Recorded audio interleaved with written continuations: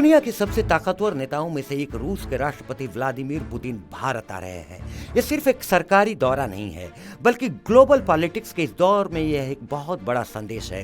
पूरी दुनिया जानती है कि रूस अभी किन हालातों से गुजर रहा है। एक तरफ लंबा खींचता युद्ध है और दूसरी तरफ पश्चिमी देशों के कड़े प्रतिबंध। इन सब के बीच व्लादिमीर पुतिन का भारत आना, पीएम मोदी से मिलना और रक्षा समझौतों पर मुहर लगाना ये बताता है कि भारत और रूस की दोस्ती का लेवल क्या है। कल यानी गुरुवार शाम से दिल्ली में एक बार फिर कूटनीति का वो अध्याय लिखा जाएगा जिस पर अमेरिका से लेकर यूरोप तक की नजरें टिकी होंगी। सबसे बड़ा सवाल यह है कि पुतिन के थैले में भारत के लिए खास तोहफा क्या है। खबरें आ रही हैं कि इस बार फोकस सिर्फ पुरानी दोस्ती को रिन्यू करने पर नहीं है, बल्कि एजेंडा फ्यूचर टेक्नोलॉजी का है। रूस की संसद यानी ड्यूमा ने भारत के साथ होने वाली मिलिट्री एग्रीमेंट्स को पहले ही मंजूरी दे दी है, यानी तैयारी पूरी है। लेकिन इससे भी बड़ी खबर परमाणु ऊर्जा को लेकर है। रूस की न्यूक्लियर कंपनी रोसएटम के सीईओ भी भारत आ रहे हैं।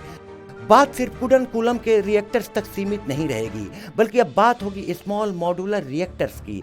ये वो टेक्नोलॉजी है जो भविष्य में एनर्जी की जरूरतों को पूरी तरह बदल सकती है। क्रेमलिन ने भी साफ कर दिया है कि वो भारत के साथ इस टेक्नोलॉजी को शेयर करने के लिए तैयार है।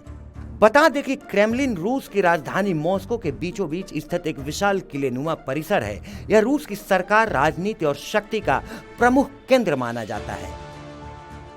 चलिए अब बताते हैं कि अगले 2 दिनों तक दिल्ली में क्या हलचल होने वाली है।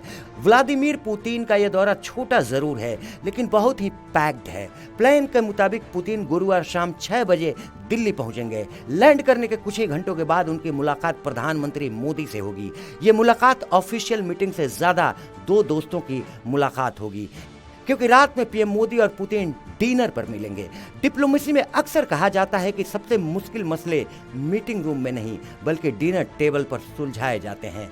अगले दिन यानी शुक्रवार की सुबह 9:15 बजे राष्ट्रपति भवन में पुतिन का औपचारिक स्वागत होगा। वो राजघाट जाएंगे और महात्मा गांधी को श्रद्धांजलि देंगे। इसके बाद असली काम शुरू होगा हैदराबाद हाउस में, जहां पीएम मोदी और राष्ट्रपति पुतिन के बीच एक एनुअल समिट होगी। इसी कमरे में वो तमाम समझौते साइन होंगे जिनका जिक्र हमने शुरुआत में किया। इसके बाद दोनों नेता भारत मंडपम जाएंगे, जहां भारत रूस बिजनेस फोरम की बैठक होगी। और आखिर में राष्ट्रपति भवन में एक ग्रैंड बैंक्वेट के बाद पुतिन वापस रूस के लिए रवाना हो जाएंगे। इस पूरे दौरे का सबसे अहम हिस्सा है रक्षा और परमाणु समझौता।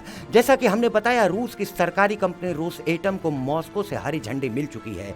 तमिलनाडु के कुडनकुलम में रूस पहले ही कई रिएक्टर बना रहा है, लेकिन अब रूस भारत को छोटे परमाणु रिएक्टर्स बनाने में मदद करना चाहता है। ये डील इसलिए भी जरूरी है क्योंकि भारत अपनी एनर्जी जरूरतों के लिए क्लीन एनर्जी की तरफ बढ़ रहा है। उधर रक्षा क्षेत्र में लॉजिस्टिक्स और सप्लाई चेन को लेकर जो एग्रीमेंट ड्यूमा ने पास किया है, वो भारतीय सेना के लिए बहुत मददगार साबित होगा।